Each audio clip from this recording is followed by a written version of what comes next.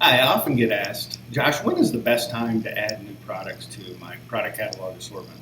Hi, Josh Roberts with RSG Sales, and we help home decor companies sell to internet retailers.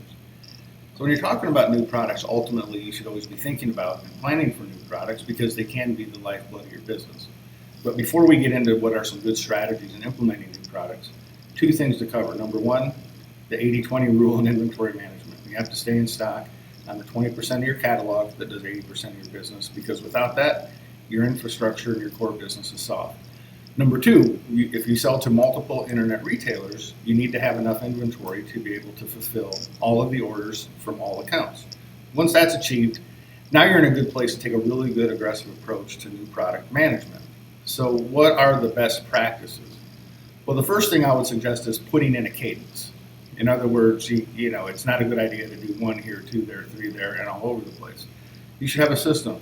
Maybe you have new product launches that roll out in the first quarter and then again in the fourth quarter. And so this gives you time to plan for the product to come in, to have a launch strategy, and to also identify the products that are slower sellers and perhaps that you want to discontinue so you can generate some cash from those products, and also within your warehouse environment create more space for the new products. Now, when it comes time to actually design, development, ordering the new products, there's a couple approaches. The wrong approach is to just do what you've always done.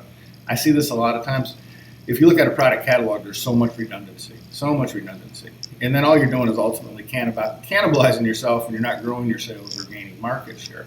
So a couple of simple things to look at is, what are good simple line extensions? If you have designs and products that are doing really well, how can you expand on them? Maybe it's a different size, maybe it's a different color, so that's just building on your existing business. The second approach would be, as you study your catalog and study the marketplace, what are gaps in your assortment from a price point standpoint? Also, are there some designs and styles that would make sense to be integrated into your assortment?